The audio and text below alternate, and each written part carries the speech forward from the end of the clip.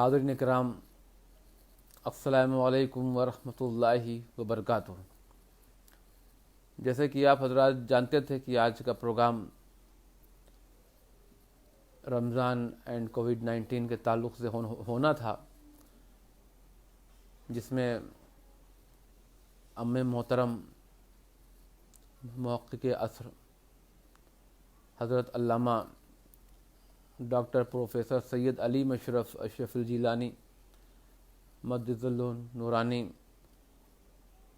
کا بھی خطاب ہونا تھا، مگر کچھ نیٹ ورک ایشوز کی وجہ سے، کنیکشن میں پرابلم ہونے کی وجہ سے کنیکٹیویٹی نہیں ہو پائی۔ اس لیے میں آپ سب کے سامنے تنہا ہی حاضر ہو گیا ہوں اور بہت معذرت چاہتا ہوں کہ آپ حضرات کو کافی ویٹ کرنا پڑا، انتظار کرنا پڑا۔ بہرحال جیسا پروگرام کے بارے میں نے بتایا تھا، پروگرام ویسا ہی رہے گا، اور انشاءاللہ پھر کل یا پرسوں میں جب موقع ملے گا تو میں ام محترم حضرت علامہ ڈاکٹر سید علیم اشرفی جیلانی مجدد نورانی سے وقت لے لوں گا۔ ان کی بھی مصروفیت ہے، ان کا بھی ایک پروگرام ابھی شروع ہونے والا ہے۔ تو بہرحال آپ حضرات کی محبت ہے کہ آپ حضرات جوائن ہو رہے ہیں، میں دیکھ رہا ہوں، آپ سب کے میسج بھی دیکھ رہا ہوں۔ اللہ تبارک و تعالیٰ آپ سب پر خوب فضل فرمائے، آپ سب کو حفظ و امان میں رکھے۔ نحمدہ و نصلی علی رسول الکریم، اما بعد، فاعوذ باللہ من الشیطان الرجیم، بسم اللہ الرحمن الرحیم۔ شہر رمضان الذی انزل فیہ القرآن، صدق اللہ العظیم و صدق رسولہ النبی الامی الکریم، ونحن علی ذلک لمن الشاہدین والشاکرین، والحمد للہ رب العالمین۔ میں نے جس آیت پاک کی تلاوت کرنے کا شرف حاصل کیا ہے، اس کا ترجمہ اور آیت پاک کے تعلق سے مختصر بیان کرنے سے پہلے فرمائش ہوئی ہے ایک نعت پاک کی، جو کہ مالیگاؤں مہاراشٹر سے جناب سبحان اشرفی صاحب نے فرمائش کی ہے، تو ان کی خواہش کا خیال رکھتے ہوئے ایک نعت پاک کی چند اشعار پیش کرنے کی سعادت حاصل کر رہا ہوں۔ پھر آپ کے ساتھ کچھ گفتگو کروں گا۔ رمضان مبارک آنے والا ہے، اسی تعلق سے کچھ سوال بھی میرے پاس آئے ہیں، اور کچھ لوگ آن لائن سوال کرنے والے تھے، مگر اب کنیکشن پرابلم ہونے کی وجہ سے کوئی مجھ سے کنیکٹ نہیں ہو پایا ہے، تو بہرحال میں اکیلا ہی آپ کے سامنے حاضر ہو گیا ہوں۔ تو نعت پاک کے چند اشعار پہلے آپ مجھ سے سماعت فرما لیں، پھر اس کے بعد آگے کا میں پروگرام سٹارٹ کرتا ہوں۔ پھر ایک مرتبہ بارگاہ رسالت مآب صلی اللہ تعالیٰ علیہ وسلم میں جھوم جھوم کر درود پاک کا نذرانہ پیش کریں۔ اللہم صلی علی سیدنا مولانا محمد وعلی آل سیدنا مولانا محمد کما تحب و ترضی بان تصلی علیہ۔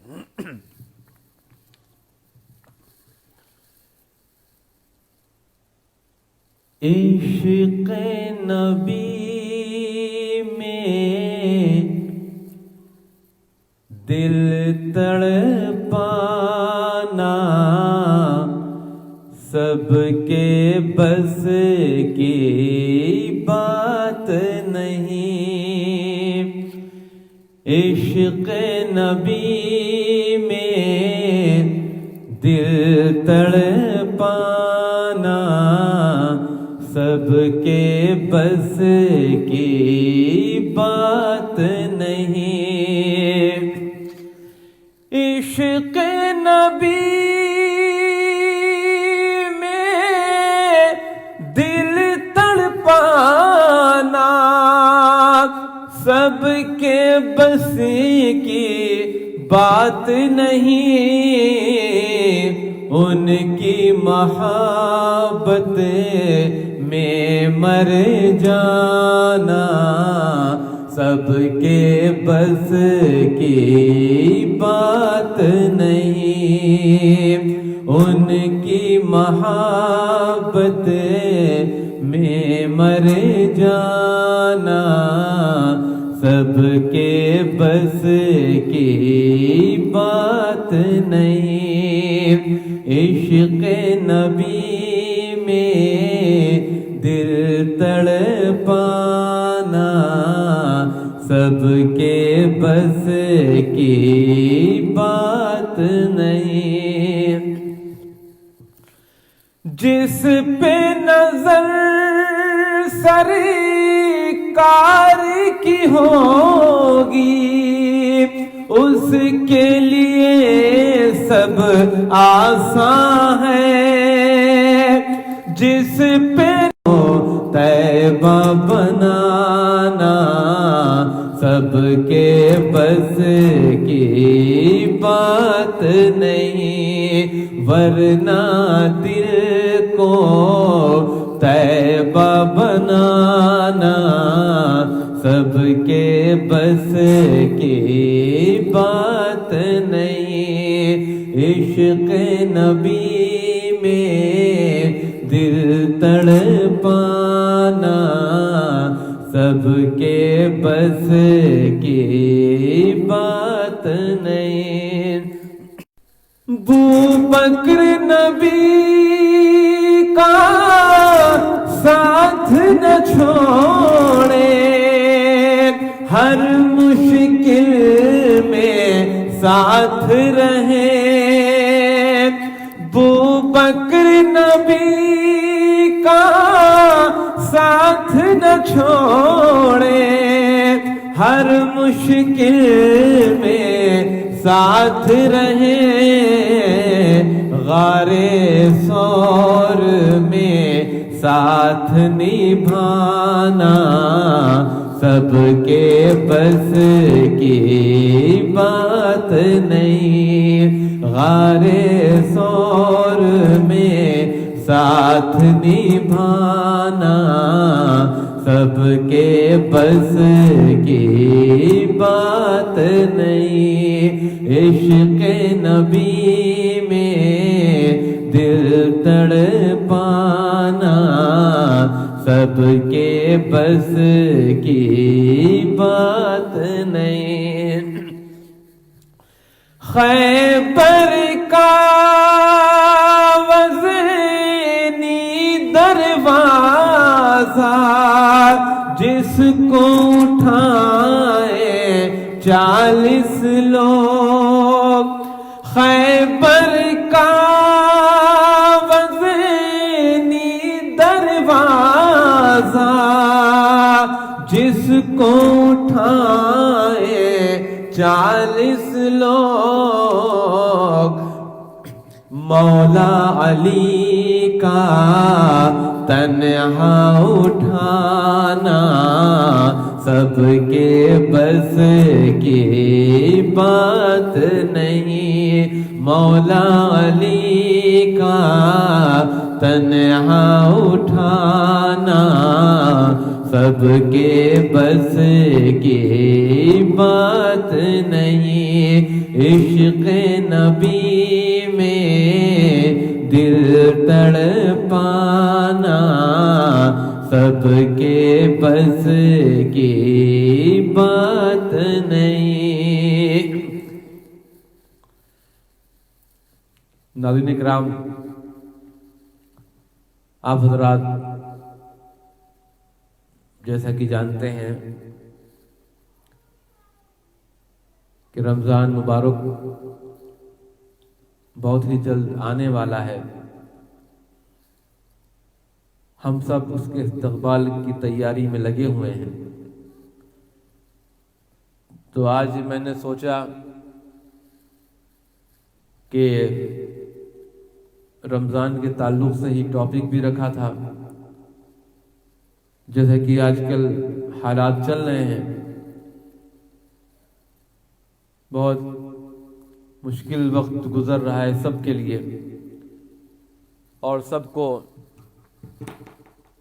کو جو ہے ان حالاتوں کا سامنا کرنا پڑ رہا ہے۔ لاک ڈاؤن کی وجہ سے لوگ مسجدوں میں نماز پڑھنے نہیں جا پا رہے ہیں، اور ایسا لگ رہا ہے کہ رمضان کا مبارک مہینہ بھی پورا لاک ڈاؤن میں ہی گزرے گا۔ اللہ تبارک و تعالیٰ سے دعا ہے، اللہ تبارک و تعالیٰ اس مرض کو، اس بیماری کو جلد سے جلد رخصت فرما دے ہم لوگوں کے درمیان سے، اور جو حضرات اس بیماری میں گرفتار ہیں، مولا تبارک و تعالیٰ ان سب کو اس بیماری سے شفائے کاملہ عاجلہ عطا فرمائے۔ میں بھی زیادہ وقت نہیں لوں گا۔ میں نے جس آیت پاک کی تلاوت کرنے کا شرف حاصل کیا ہے، اس آیت پاک میں اللہ تبارک و تعالیٰ کلام پاک میں ارشاد فرما رہا ہے کہ شہر رمضان الذی انزل فیہ القرآن، کہ رمضان کا مہینہ ایسا مبارک مہینہ ہے کہ جس مہینے میں اللہ تبارک و تعالیٰ نے قرآن پاک کو نازل فرمایا۔ شب قدر کی رات میں قرآن شریف نازل ہوا، اور جیسا کہ آپ حضرات جانتے ہیں کہ اسلامی مہینوں میں رمضان المبارک کو خصوصی عظمت و کرامت حاصل ہے۔ اس مہینے میں نیکیوں کا جذبہ بڑھ جاتا ہے۔ لوگ اس مہینے میں تھوڑا بڑھ چڑھ کر، نیک لوگ تو پورے سال نیکیاں کرتے رہتے ہیں، مگر یہ رمضان کا خاص مہینہ ہے۔ اس مہینے میں لوگوں کی جو نیکیوں کرنے کا جو جذبہ ہوتا ہے، یہ اور دگنا ہو جاتا ہے، چوگنا ہو جاتا ہے، لوگ اور بڑھ چڑھ کر کرتے ہیں۔ عبادت پر اجر و ثواب میں بھی کئی گنا اضافہ ہو جاتا ہے۔ اس مہینے میں اللہ پاک اپنے بندوں سے بے حد خوش ہوتا ہے، انہیں طرح طرح کی رحمتوں سے، برکتوں سے نوازتا ہے۔ اللہ تبارک و تعالیٰ سے دعا ہے کہ اللہ تبارک و تعالیٰ اس مبارک مہینے کے صدقے میں یہ آفات و بلیات جو پوری دنیا میں کوہرام برپا کیے ہوئے ہے، لوگوں کا سکون غارت ہو گیا ہے، لوگ پریشان ہو گئے ہیں، اس رمضان المبارک کے مہینے کی برکت سے، رحمت سے مولا اس کا جلد سے جلد خاتمہ فرما دے۔ اور جو حضرات مجھ سے برابر دعا کے لیے کہتے رہتے ہیں، واٹس ایپ کے ذریعے سے، میسج کے ذریعے سے، فون کے ذریعے سے، مولا تبارک اللہ ان سب کی جائز مرادوں کو پورا فرمائے۔ اس ماہ مبارک کی عظمت و برکت کے اسباب میں سے ایک خاص سبب یہ بھی ہے کہ اس ماہ کی 27ویں شب میں، جسے ہم شب قدر کی رات کہتے ہیں، قرآن جیسی مقدس کتاب لوح محفوظ سے آسمان دنیا پر نزول ہوا۔ اللہ تبارک و تعالیٰ کا ارشاد ہے کہ ہم نے قرآن کو شب قدر میں نازل فرمایا، سورہ قدر میں ہے۔ اور رمضان اور قرآن کے بیچ بڑا مضبوط رشتہ ہے، دونوں کے بیچ کئی باتیں مشترک ہیں۔ پہلی بات تو یہ ہے کہ دونوں کا مقصد تقوی حاصل کرنا ہے۔ چنانچہ قرآن کے اتارنے کا مقصد واضح کرتے ہوئے اللہ تبارک و تعالیٰ نے ارشاد فرمایا ہے کہ اس کتاب میں کوئی شک و شبہ نہیں، ذالک الکتاب لا ریب فیہ، یہ وہ عظمت والی کتاب ہے جس میں کوئی شک نہیں، نو ڈاؤٹ، کوئی شک نہیں ہے، یہ پرہیزگاروں کے لیے سراپا ہدایت ہے۔ یہ پوری مکمل اللہ تبارک و تعالیٰ کا کلام پاک جو ہے وہ ہدایت ہے پرہیزگاروں کے لیے، گائیڈنس ہے، اس پر عمل کرنے والوں کے لیے۔ اسی طرح روزے کا مقصد بیان کرتے ہوئے قرآن میں ارشاد ہوتا ہے کہ روزہ اس لیے فرض کیا گیا، روزہ ہم پہ و آپ پہ اس لیے فرض کیا گیا تاکہ لوگ پرہیزگار ہو جائیں، تاکہ لوگ پرہیزگار ہو جائیں۔ گویا دونوں کا اصل مقصد یہی ہے کہ لوگ پرہیزگار اور نیک ہو جائیں۔ دوسری بات یہ ہے کہ دونوں اہل ایمان کی شفاعت کریں گے، دونوں رمضان اور قرآن دونوں اہل ایمان کی شفاعت کریں گے۔ چنانچہ حضرت عبداللہ بن عمرو رضی اللہ تعالی عنہ سے مروی ہے کہ نبی پاک صلی اللہ تعالی علیہ وسلم نے فرمایا کہ روزہ اور قرآن، یہ حدیث شریف کے الفاظ ہیں کہ روزہ اور قرآن دونوں بندے کے لیے بارگاہ خدا بندی میں شفاعت و سفارش کریں گے۔ روزہ بھی اور قرآن بھی دونوں بندوں کے لیے اللہ تبارک و تعالیٰ کی بارگاہ میں شفاعت بھی کریں گے اور سفارش بھی کریں گے، اور اللہ تبارک و تعالیٰ دونوں کی شفاعت قبول بھی فرما لے گا، دونوں کی شفاعت قبول ہی فرمائے گا۔ چنانچہ اسی حدیث کے آگے ذکر ہے کہ دونوں کی شفاعت قبول کر لی جائے گی، دونوں کی شفاعت قبول کر لی جائے گی، اور جن کی یہ دونوں شفاعت کریں گے ان کے اللہ تبارک و تعالیٰ تمام گناہوں کو بخش دیں گے، ان کی اس کی مغفرت ہو جائے گی اور وہ جنت الفردوس میں وہ داخل ہو جائے گا۔ تیسری اہم مناسبت دونوں میں یہ ہے کہ آدمی تلاوت قرآن کے وقت اللہ رب العزت کی صفت کلام کی نقل کرتا ہے، اور روزہ رکھتے وقت اللہ تعالیٰ کے نہ کھانے پینے والی صفت کی نقل کرتا ہے۔ گویا دونوں ہی عمل میں اللہ رب العزت کی صفتوں کی نقل کر کے بندہ دونوں جہان کی سعادت حاصل کر لیتا ہے۔ اس کے لیے اس کی دنیا بھی شاندار ہو جاتی ہے، اس کی آخرت بھی شاندار ہو جاتی ہے۔ اور تمام رمضان المبارک میں تلاوت قرآن کا لطف ہی الگ ہوتا ہے۔ نفس کی خواہشات سے دور رہ کر جب بندہ اپنے رب سے قریب ہو جاتا ہے، اس وقت وہ قرآن کی تلاوت کر کے اپنے رب سے ہم کلام ہوتا ہے، اپنی زبان سے اپنے پروردگار کی باتیں ادا کرتا ہے۔ محبوب کی باتیں بڑی محبوب اور میٹھی ہوتی ہیں، اسی لیے اللہ والے جب یاد الہی میں گم ہو جاتے ہیں تو اس وقت وہ تلاوت قرآن کیا کرتے ہیں۔ قرآن کی تلاوت روحانی غذا ہے، خوراک ہے، ڈائٹ بھی ہے۔ اللہ والوں کو اس سے روحانی خوراک ملتی ہے۔ مشہور واقعہ ہے کہ حضرت سید بدرالدین شاہ مدار علی رحمہ مکن پور سے لوگوں نے پوچھا کہ آپ کھاتے پیتے نہیں ہیں پھر بھی طاقت اور چستی سے بھرپور رہتے ہیں، اس کی وجہ کیا ہے؟ تو آپ نے جواب دیا کہ جب مجھے بھوک لگتی ہے تو میں قرآن پاک کی تلاوت کر لیتا ہوں، میری بھوک مٹ جاتی ہے۔ گویا اللہ والوں کو جب روزے کی حالت میں بھوک کا احساس ہوتا ہے تب قرآن کی تلاوت کر کے وہ اپنی بھوک کو مٹا کر روحانی غذا حاصل کر لیتے ہیں۔ میرا خود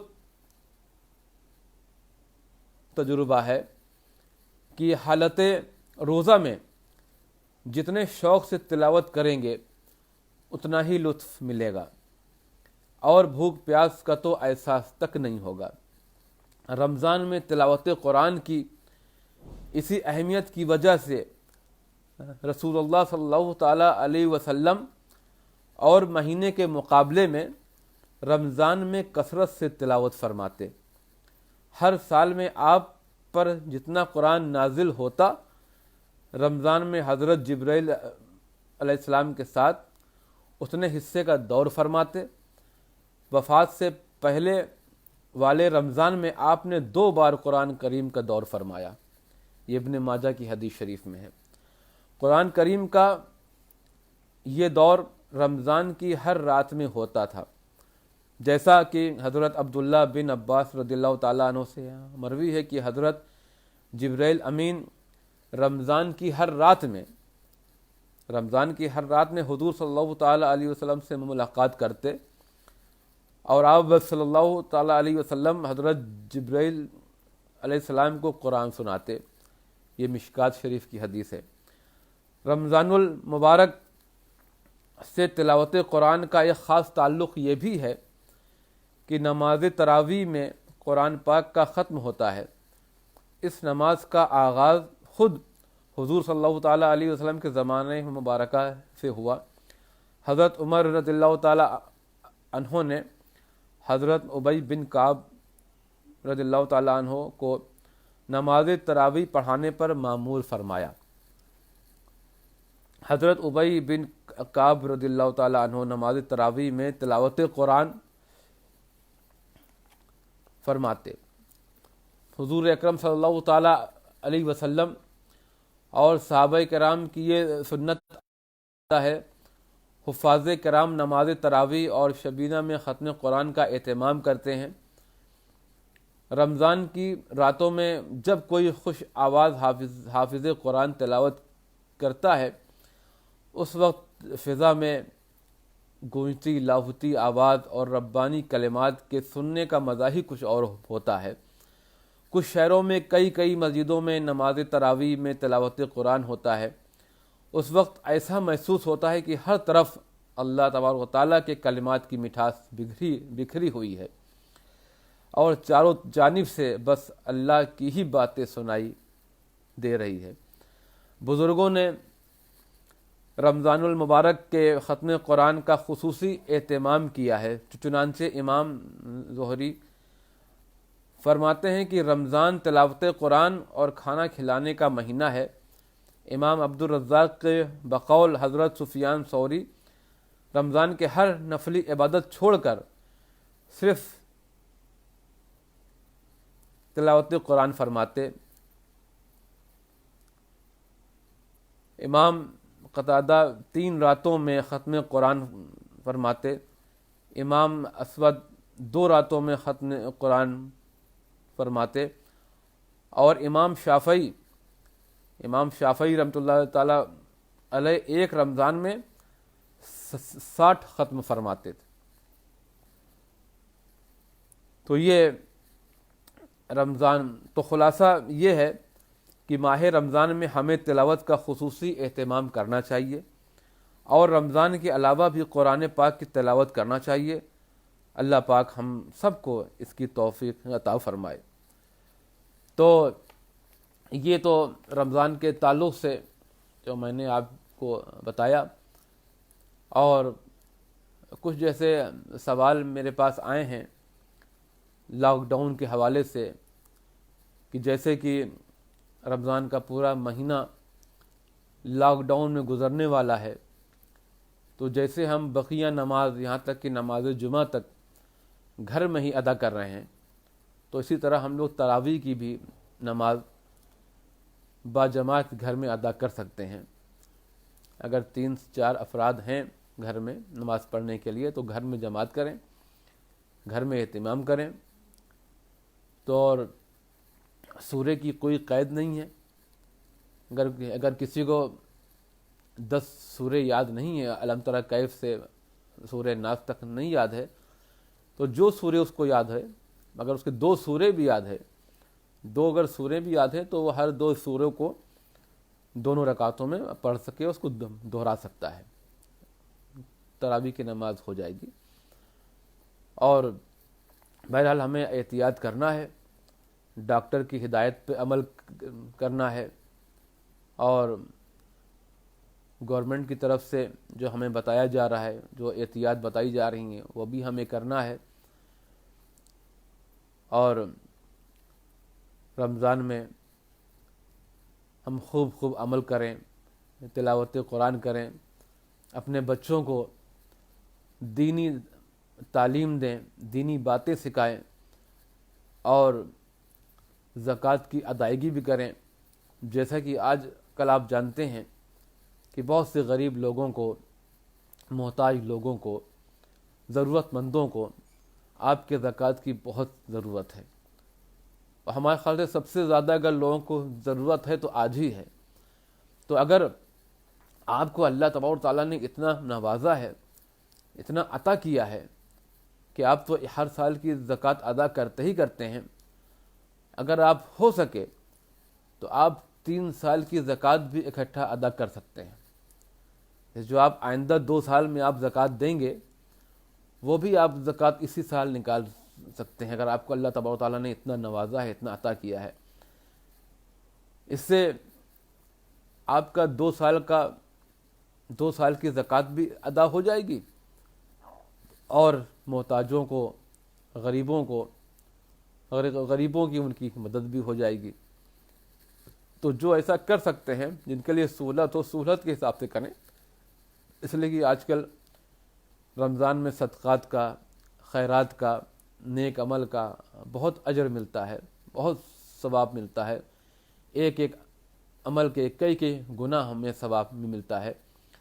تو ہماری بھی آپ سب سے درخواست ہے کہ آپ حضرات بھی اس نیک کام میں حصہ لیں اور کسی کے ساتھ بھی کریں. دیکھیے اگر نیکی کی جاتی ہے تو اس کو دکھا کے نہیں کی جاتی، اس لیے کہ ہم نیکی کرتے ہیں تو اللہ کو دکھانے کے لیے کرتے ہیں. اور جب اللہ دیکھ رہا ہے تو کوئی دیکھے یا نہ دیکھے ہمیں اس سے فرق نہیں پڑنا چاہیے. کسی کو بھی اگر ہم دیتے ہیں، کچھ بھی تعاون کرتے ہیں تو بہت خاموشی سے کریں. ایسا دیں کہ داہنے ہاتھ سے دیں تو بائیں ہاتھ کو خبر نہ ہو. اللہ اعلان نہیں کرنا چاہیے نا کہ بھائی بہت سے لوگ خوددار قسم کے لوگ ہوتے ہیں، غریب ہوتے ہیں مگر خوددار ہوتے ہیں. انہیں مانگنے میں بھی شرم آتی ہے، کس منہ سے کہیں. بہت سے لوگ ایسے خوددار لوگ ہوتے ہیں جو مانگنا نہیں چاہتے، ان کی عادت نہیں مانگنے کی، مگر مجبوری ہے، بھوک سے بے چین ہیں، تکلیف پریشان کر رہی ہے، غریبی پریشان کر رہی ہے، محتاجی پریشان کر رہی ہے. تو ان کے ساتھ بھی کریں. تو ہم تو جس کے ساتھ بھی کریں بہت پوشیدگی سے کیجیے، خاموشی سے کیجیے کہ آس پاس والوں کو بھی خبر نہ ہو کہ آپ نے کیا کیا. اگر آدمی اس نیت سے اگر کسی کے ساتھ کرتا ہے تو اس کا تو بہت بڑا اجر ہے، بہت بڑا اجر ہے. آپ لوگوں کو اندازہ بھی نہیں ہے کہ اللہ تبارک و تعالیٰ اس کو کتنا بڑا اجر دے گا، کیا مقام دے گا اس کو، جو صرف اللہ کو دکھانے کے لیے عمل کرتا ہے. جو صرف اللہ کو دکھانے کے لیے عمل کرتا ہے وہی عمل اللہ کی بارگاہ میں مقبول ہوتا ہے. اور جو لوگوں کو دکھانے کے لیے عمل کرتا ہے تو وہ نہ یہاں قبول ہوتا ہے نہ وہاں قبول ہوتا ہے. تو تراویح کے بھی تعلق سے جو لوگوں نے مجھ سے سوال کیا ہے کہ تراویح کی نماز کیسے پڑھیں گے، مسجد تو جا نہیں سکتے. ہم نے کہا نہیں، بالکل مسجد جانا بھی نہیں چاہیے. ایسے حالات میں آپ کو تو نکلنا ہی نہیں چاہیے. یہ بیماری اتنی شدید طور پر پھیلی ہوئی، اتنی بری طرح سے پھیلی ہوئی ہے اور ایک دوسرے سے یہ منتقل ہو رہی ہے، پھیل رہی ہے. تو اس میں ہمیں آپ کو احتیاط کرنا ہے کہ گھر سے باہر ہی نہ نکلیں. بہت زیادہ اگر ضروری ہے تو آپ جائیے، وہ بھی اگر نکلنا تو جیسے ڈاکٹر نے ہدایت دیا ہے، چہرے پہ ماسک ہونا چاہیے، ہاتھ کو آپ برابر صابن سے دھوتے رہیں، سینیٹائزر سے، اور جو ہے احتیاط کریں اور گھر پہ بیٹھ کے عمل کریں. سب سے بہترین ذریعہ عمل کرنے کا آپ کا گھر ہے. نہ کوئی آپ کو آج کل ڈسٹرب کرنے والا ہے، نہ کوئی دیگر مصروفیات ہے. یہ تو سمجھیے کہ بہت اچھا موقع ہے کہ اللہ تبارک و تعالیٰ کا قرب حاصل کرنے کا، کہ آپ گھر پہ بیٹھے بیٹھے آپ اللہ کا قرب حاصل کر سکتے ہیں. آپ کو کہیں باہر جانے کی ضرورت نہیں ہے، کہیں نکلنے کی ضرورت نہیں ہے. آپ گھر پر بیٹھ کر اللہ کی عبادت کیجیے، اللہ کا ذکر کیجیے، تلاوت قرآن کیجیے اور رمضان المبارک جیسا پاکیزہ مہینہ آنے والا ہے اس کا استقبال کیجیے.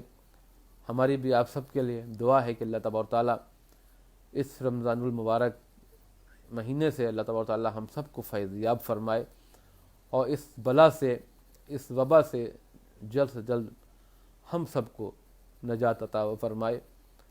تمام ملک میں جہاں جہاں بھی یہ بیماری پھیلی ہے مولا، ان سب ملکوں کو محفوظ فرمائے۔ تمام عالم اسلام پر جو مصیبت آئی ہے مولا، یہ مصیبت دور فرمائے۔ اور جو حضرات مجھ سے جڑے ہوئے ہیں کمنٹ کے ذریعے سے، اور ماشاءاللہ کافی لوگ دیکھ بھی رہے ہیں لائیو پروگرام، دعا کے لیے بھی کہہ رہے ہیں میسج کے ذریعے سے، ان سب کے لیے میری دعا ہے کہ اللہ تبارک تعالیٰ ان سب کو بامراد فرمائے، حضور صلی اللہ تعالیٰ علیہ وسلم کی سچی محبت عقیدت عطا فرمائے، ان کے سنت کریمہ پر عمل کرنے کی توفیق عطا فرمائے۔ السلام علیکم ورحمۃ اللہ وبرکاتہ۔